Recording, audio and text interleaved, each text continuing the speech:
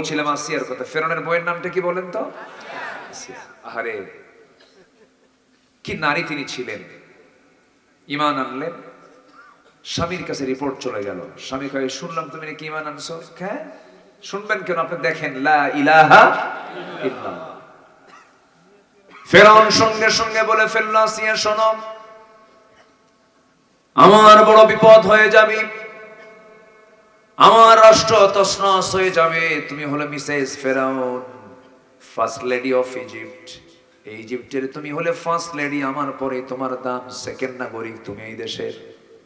তুমি যদি আমার পথ ছেড়ে যদি অন্য কোনো পথে যাও, বড় বিপদে পড়ে যাব আমি। আমি জানি মুসা সত্য, মুসা রব সত্য, আখিরাত সত্য, কিন্তু আসিয়া করব কি? তুমিও যা ভাবতেছ আমিও তাই ভাবতেছি। ঠিক আছে, মুসা সত্য, তার রব সত্য, কিন্তু আমার চেয়ার যে চলে যাবে, চেয়ার রক্ষা না করলে উপায় নাই, ঈমান ছাড়ো। এরকম লোক এখনো আছে না নাই? 10 টাকার কাছে ঈমান বিক্রি করে, আছে না? আসিয়া আলাইহিস সালাতু ওয়াস সালাম বলে ফেললেন, আমার স্বামী, আপনি আমাকে দিয়ে কি করতে চান জানি না, তবে আমি আপনাকে মহব্বত করি। সেই সময়ের শরীয়তে এটা জায়েজ ছিল, এমন বিয়েটা জায়েজ ছিল। নূহ আলাইহিস সালাতু ওয়াস সালামের বউটা ছিল কাফেরা, লূত আলাইহিস সালাতু ওয়াস সালামের স্ত্রী ছিল কাফেরা। সেই সময়ের শরীয়ত এটাকে এলাও করেছে, কিন্তু এখনকার শরীয়ত মুশরিকা কোন নারীকে বিয়ে করলে বিয়ে হবে না, জায়েজই হবে না। সেই সময় এটা জায়েজ ছিল। আসিয়া আলাইহিস সালাতু ওয়াস সালাম শেষ পর্যন্ত বলে ফেললেন, স্বামী আমার, আপনি আমাকে কি বলতে চান জানি না, তবে আমার মুখ থেকে চূড়ান্ত কথা শুনে নেন। আমার প্রতি অত্যাচারের মাত্রা যত তীব্র থেকে তীব্রতর হবে, আমার ঈমান তত মজবুত থেকে মজবুত হয়ে যাবে। আমার ভাইরা, বিশেষ করে এই আসিয়ার কথা যখন আমি শুনি, আমি যখন মনে করি ইমানদারের জীবনে যতগুলো পরীক্ষা হওয়া দরকার, সমস্ত পরীক্ষাগুলোর মুখোমুখি হয়েছেন আসিয়া আলাইহিস সালাতু ওয়াস সালাম। পারিবারিক পরীক্ষায় পড়েছেন, সামাজিক পরীক্ষায় পড়েছেন, রাষ্ট্রীয় পরীক্ষায় পড়েছেন, শেষ পর্যন্ত জীবন পর্যন্ত দিয়ে দিয়েছেন। হামান বলে ফেলল, ফেরাউন কোনো উপায় নাই, ঘরের শত্রু বড় শত্রু, তুমি যদি আসিয়াকে বেঁচে রাখো, তোমার তখ্ত, তোমার রাষ্ট্র ক্ষমতা ঝুঁকিপূর্ণ হয়ে যাবে, তাকে তুমি দুনিয়া থেকে বিদায় করে দাও। জল্লাদ রেডি করা হলো, জল্লাদ সামনে প্রস্তুতি নিয়ে দাঁড়ায় গেছে করাত নিয়া। ফেরাউন শেষবারের মতো সে বলছে, আসিয়া, সংসারে চলে গেল, সব চলে গেল, এখনো সময় আছে, তুমি কি করবে বলো। সঙ্গে সঙ্গে আসিয়া আলাইহিস সালাতু ওয়াস সালাম বলছেন, স্বামী আমার, আপনি সর্ব প্রস্তুতি নিয়ে ফেলেছেন, কোনো সমস্যা নাই। একটা কথা আমার পক্ষ থেকে জেনে রেখে দেন, আমি আমার নাকের মধ্যে জান্নাতের ঘ্রাণ পেতেছি। আল্লাহু আকবার। করার যখন তার সামনে ধরা হলো, কপালের সঙ্গে লাগানো হলো, লাগানোর সঙ্গে সঙ্গে ফিনকি দিয়ে রক্ত পড়তেছে। সেই সময় আসিয়া আলাইহিস সালাতু ওয়াস সালাম একটা দোয়া করেছিলেন, সেই দোয়াটা কোরআনে আল্লাহ রাব্বুল আলামিন কোট করেছেন। তিনি হলেন 4000 বছর আগের মানুষ, আর কোরআন নাজিল হলো 1500 বছর আগে। আল্লাহ আসিয়ার দোয়াটাকে এত সুন্দর করে কবুল করে নিয়েছেন, কোরআনের মতো কিতাবে হুবহু তার দোয়াটা তুলে ধরেছে। কি দোয়াটা তিনি করেছেন? রব্বি বিনিলি ইনদাকা বাইতান ফিল জান্নাতি ওয়া নাজ্জিনি মিন ফিরআউনা ওয়া আমালিহি। আয় আল্লাহ তাআলা, তুমি আমার জন্য বানায়া দাও তোমার ঘরের সাথে, তোমার কাছে ইনদাকা বাইতান ফিল জান্নাহ, একটা ঘর আমি চাই তোমার কাছে, কিন্তু সেই ঘরটা অন্য কোনো জায়গায় হওয়া যাবে না, তোমার আরশ আজিমের ঘরের দেওয়ালের সাথে সেই ঘরটা আমার বানায়া দাও। আসিয়ার দোয়াটা দেখছেন কি স্বতন্ত্র দোয়া। আল্লাহ, এত বড় জান্নাত আমার দরকার নাই, শুধু তোমার ঘরের সাথে একটা ঘর দিয়ে দাও। কি মুহাব্বত, কি ভালোবাসা, কি আল্লাহকে কাছে টানা। পৃথিবীতে আপন বলতে কে আছে বলেন তো? আস্তে কয় আল্লাহ, আরো জোরে আল্লাহ, আরো জোরে আল্লাহ। তাছাড়া কে আর আছে ভাই? কেউ তো আমার আপন না। যিনি আমার আপন, আলেমে আরওয়াহে তিনি আমার ছিলেন, দুনিয়াতে তিনি আমার আছেন, মরে যাওয়ার পরে তিনি আমার থেকে যাবেন। কিন্তু আলেমে আরওয়াহে আল্লাহ ছাড়া আমার কেউ ছিল না। দুনিয়ার জিন্দেগিতে এসে আমরা বাপ মা পাইছি, ভাই বোন পাইছি, আত্মীয় স্বজন পাইছি, বউ পরিবার পরিজন পেয়েছি, কিন্তু মূলত এরা আমার আপন কেউ নয়। এক্ষুনি দুনিয়া থেকে বিদায় নিয়ে নেব, 2 দিন যেতে না যেতে এই সমস্ত সম্পত্তি নিয়ে সন্তানরা মারামারি শুরু করে দেবে। আমি কি ভুল বলতেছি? সন্তান ভুলে যাবে, সন্তান কবরস্থানে যাওয়ার সময় পাবে না, সন্তান দোয়া করার টাইম পাবে না। বউ কম বয়সী হলে আরেক জায়গায় স্বামী সে পেয়ে যাবে, আরেক জায়গায় বিয়ে হয়ে যাবে। বিয়ে হওয়ার পরে বলবে, মা তোমরা যে সিদ্ধান্ত নিছো আমার বিয়ের ব্যাপারে, আগের স্বামীর চাইতে এই স্বামীটা আরো ভালো, মানে আপনি রিজেক্ট, আপনার কেউ নাই। পৃথিবীটা বড় নিষ্ঠুর জায়গা, এটি চোখ বন্ধ করলে টের পাওয়া যায়। সবচেয়ে নিষ্ঠুর জায়গা হলো পৃথিবী, যার কেউ আমার আপন না। আমার আপন মূলত কে? আসতে বলেন, আপন মূলত কে? আল্লাহ। আমরা আল্লাহকে কাছে নেব, জোরে বলি ইনশাআল্লাহ, আরো জোরে বলি ইনশাআল্লাহ। 16টা বছর শুধু ক্ষমতাকে পাকাপোক্ত করার জন্য কত কি করেছে। আল্লামা সাইদির মতো মানুষকে কেমনে ধরে নিয়ে গেল, জেলখানায় থাকলো, জেলখানায় থাকতেছেন, কত কষ্ট করলেন তিনি। 13টা বছর ধরে বিনা কারণে, কোনো কারণ ছাড়াই সর্বোচ্চ রিমান্ডে রেখে, এবং তার বিরুদ্ধে যে মামলা হয়েছিল, যে কথার ভিত্তিতে সেই কথা বলেছিলেন আমাদের রফিকুল ইসলাম খান ভাই, আপনারা জানেন কিনা জানি না, কোন একটা অনুষ্ঠানে ওনার বক্তৃতাকে কাউন্ট করেই ধর্মীয় অনুভূতিতে আঘাতের অভিযোগে একটা মামলা করা হয়। সম্মানিত ভাইরা, সম্মানিত বন্ধুগণ, সেই জেলখানা থেকে প্ল্যান করে 2023-এর 13 অগস্ট চিকিৎসার নাম করে সুস্থ মানুষকে ধরে নিয়ে হসপিটালাইজড করে হাসপাতালের বেডে শুয়ে রেখে চিকিৎসার নাম করে পয়জনিং করে তাকে পরিকল্পিতভাবে হত্যা করা হয়েছে। তাফসীর মাহফিলের এই প্ল্যাটফর্ম থেকে সুস্পষ্টভাবে জানান দিতে চাই, যে অপশক্তি আল্লামা সাঈদীকে হত্যা করেছে তাদের প্রত্যেকের দৃষ্টান্তমূলক বাংলার জমিনে শাস্তি দাবি করছি। রাজি আছেন কারা কারা? হাত উঁচু করে দেখান মুসলমান।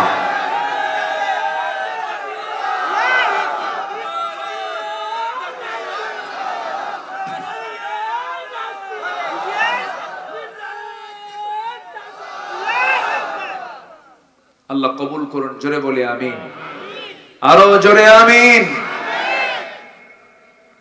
সম্মানিত ভাইরা, কষ্ট পাচ্ছেন নাকি? কোনো অসুবিধা নাই তো? বলি আলহামদুলিল্লাহ, জোরে বলি আলহামদুলিল্লাহ। তবে উনি মৃত্যুবরণ করার আগ দিয়ে কেঁদেছেন না হেসেছেন? বলেন। হেসে হেসে দুনিয়া থেকে বিদায় নিয়েছেন। উনি হেসেছেন, আমরা কেঁদেছি।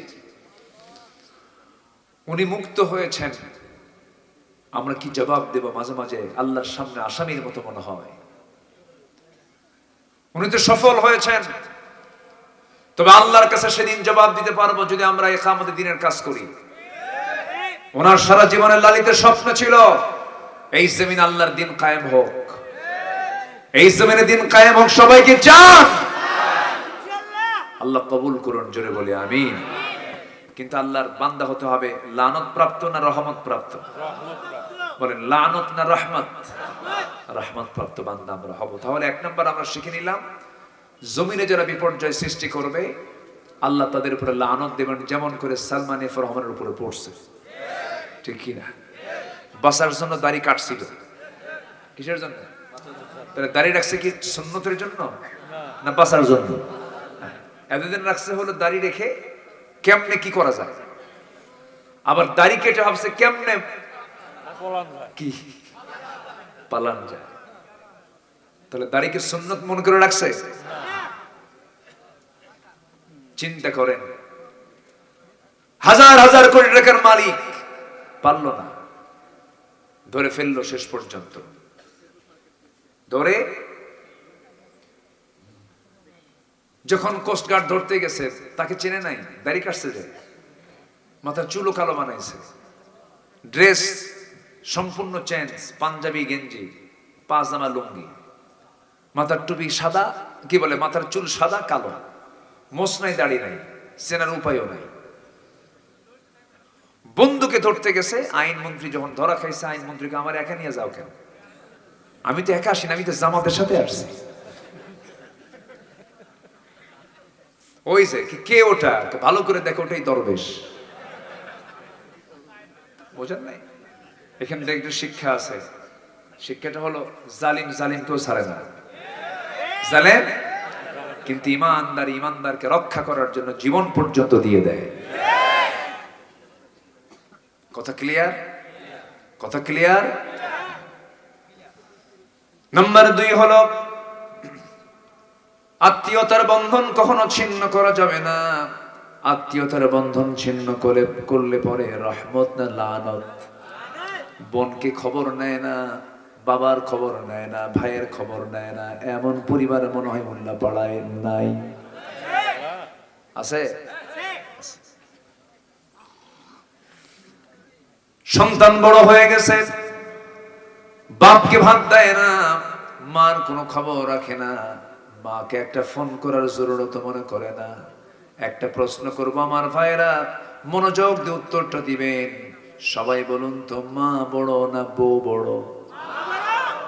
মাহফিলে মা বড়, বাড়িতে বউ বড়? জি না? না, চাপা মারাই যায়। আমি জায়গা মতো দিলাম, কিন্তু বাস্তব। বাপ মা যে কত বড় হৃদয়ের মানুষ, তারা প্রকাশ করে না, তারা বলে না।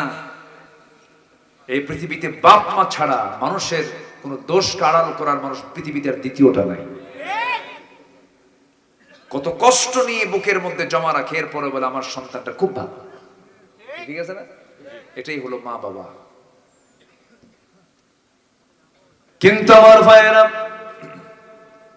আমি আবার এটাও বলবো না বইয়ের দাম নাই, বইয়ের দাম অবশ্যই আছে। বউকে কখনো মার সামনে ছোট করবেন না, আবার মার সামনে বউকে ছোট করবেন না, আবার বউয়ের সামনে মাকে খাটো করবেন না। দুজনকে আল্লাহ রাব্বুল আলামিন 2 প্রকার মর্যাদা দিয়েছেন। আপনার বউ আপনার কাছে আপনার বউ হতে পারে, কিন্তু আপনার সন্তানগুলোর সেই মহিলাটাকে মা। আপনার সন্তানের তো মা আছে, তারও মর্যাদা আছে, তার সম্মান আছে, তার ইজ্জত আছে। কিন্তু একটা কথা বলে রাখি, সেটা হলো বউ পাল্টানো যায়, কিন্তু মা কিন্তু পাল্টানো যায় না। বউকে পাল্টাবেন নাকি? এত জোরে জি কইলেন, রাগ করতেছেন মনে হয়, একটু মজা করে কথা বলতেছে, রাগ করতেছেন না তো? আমার ভাইয়েরা, মার কাছে মা, সন্তানের কাছে সন্তান, বউয়ের কাছে বউ, সবার মর্যাদা সবার কাছে আছে, কিন্তু মাটা হলো এক্সট্রা, বাবা হলেন এক্সট্রা, স্বতন্ত্র। আল্লাহ রাব্বুল আলামিন তাদেরকে স্পেশালিটি একটা দিয়েছেন। এই পৃথিবীতে আল্লাহর পরে হলো মা বাবার স্থান। মা বাপকে যে খুশি করতে পারবে, আর শাজিম সব খুশি হয়ে যাবে। মা বাপ দারুণ সম্পদ। যাদের বাড়িতে বাপ মা আছে, ভরা রহমত তাদের মধ্যে আছে। যার বাড়িতে মা বাপ নাই, তাদের কাছে কোনো রহমত নাই। বড় বরকতের জায়গা এটা। যে কোনো কাজ করার আগে আপনি বাপ মার কাছ থেকে দোয়া নেবেন, আল্লাহ রাব্বুল আলামিন সেই কাজের মধ্যে 100% বারাকা দান করবেন। জোরে বলি সুবহানাল্লাহ। 3টা দোয়া মিস হয় না। কয়টা দোয়া বলেন?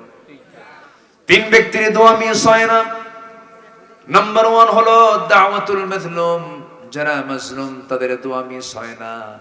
আরেকটা হচ্ছে দাওয়াতুল মুসাফির, মুসাফিরের দোয়া কখনো মিস হয় না। আরেকটা হচ্ছে দাওয়াতুল ওয়ালিদ, পিতা মাতার দোয়া কখনো মিস হয় না। পিতামাতা যে দোয়াটা সন্তানের জন্য করেন, বন্দুকের গুলি মিস হয় কিন্তু বাপ মার দোয়া মিস হয় না। জোরে বলি সুবহানাল্লাহ। কিন্তু সেই বাপ মাকে অনেক সন্তানই আছে খোঁজই নেয় না, খবর নেয় না, মা কোথায় গেল। এই যে নাটোরে মাহফিল ছিল, নাটোর গুরুদাসপুরে একটা মাহফিল ছিল গত বছরের কথা, এই কথাটা আমার প্রায় মনে হয়। চিঠি আসলো একটা, আমার মঞ্চে একটা চিঠি আসলো, সেই চিঠিটা দেখলাম কাপা কাপা হাতে লেখা। লিখেছেন, হুজুর আমি 72 বয়সে একজন বৃদ্ধ মহিলা, 72 বয়সে একজন বৃদ্ধা নারী, আমি আপনাকে চিঠি লিখলাম। আল্লাহ তাআলা আমাকে তিনটা ছেলে সন্তান দিয়েছেন, তিনজনই তারা বিয়ে করে নিয়েছে।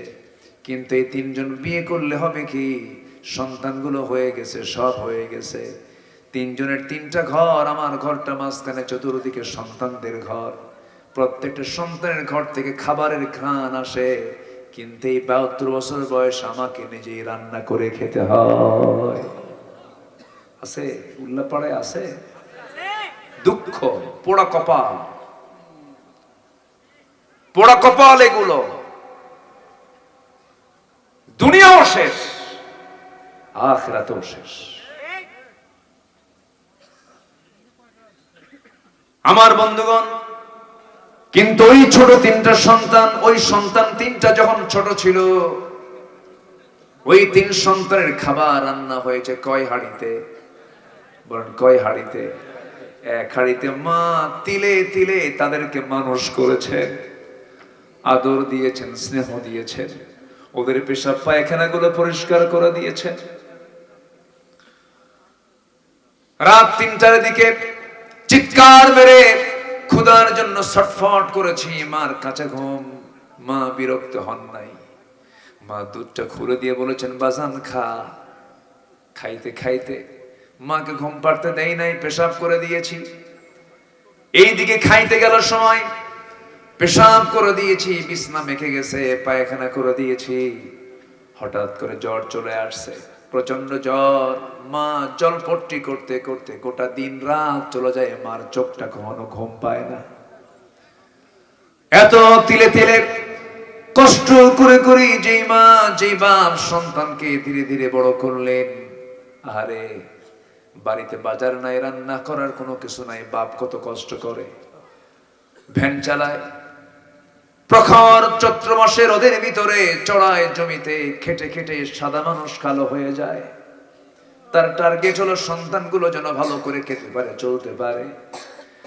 এত তিলে তিলে গড়ে তোলা সন্তানকে যখন বড় করে, যখন বাপ মা যখন এই চরিত্র দেখে, আল্লাহর কসম করে বলি, ওই বাপ মা যদি তোমাকে লানত দিয়ে দেয়, আল্লাহর কসম তোমার জন্য জান্নাত হারাম হয়ে যাবে।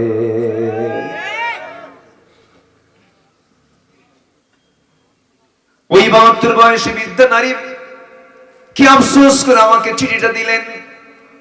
আমি ওই চিঠি পড়ার পরে কয়েকটা দিন বারবার আমার ওই কথা মনে পড়েছে। আরে কত কষ্ট না মহিলার হচ্ছিল, যে রান্নাই করে সেই রান্নার ঘ্রাণ মার কানে, মার নাকে এসে লাগে। মা নিজে নিজেই রান্না বান্না করে, অথচ যেই মা 3 সন্তানকে এক হাঁড়িতে খাওয়ালেন, কিন্তু একটা মার জন্য 3 বাড়ির 3 হাঁড়িতেও খাবার জোটে না। আমি কি ভুল বলছি? কি হলো সমাজ, সামাজিক অবস্থা আজকে কোথায় চলে গেছে? অথচ কোরআনকে বলুন, কোরআন বলো তো আমি খরচ করব কোথায়? কোরআন বলে দিচ্ছে, ইয়াসআলুনাকা মাযা ইউনফিকুন কুল মা আনফাকতুম মিন খায়রিন ফালিল ওয়ালিদাইনি ওয়াল আকরাবিন। জোরে বলুন আল্লাহু আকবার। 1 নম্বর খরচের খাত হলো তোমার আব্বা আম্মার জন্য তুমি খরচ করো। 1 নম্বর কি? আব্বা আম্মা। সন্তান আগে নয়, বউ আগে নয়। 1 নম্বর কি বলেন? মা বাবার জন্য খরচ করো। মা বাবার জন্য একটা অংশ তুমি রেখে দাও। বেতন পেয়েছো, বেতন পাওয়ার সঙ্গে সঙ্গে বাপকে বলবা, বাবা বেতনটা তুলছি, আমি দূরে আছি, আমি চাকরি করি, সন্তানগুলো নিয়ে থাকি, বাবা বেতন যখন পেয়েছি প্রথম খরচটা আল্লাহ তোমার জন্য করতে বলেছেন, এই যে তোমার খরচটা আমি পাঠায়া দিলাম। আল্লাহু আকবার বলে। আল্লাহ তোমার রুটিতে আল্লাহ পাক বরকত দিয়ে বাড়ায় দিবে।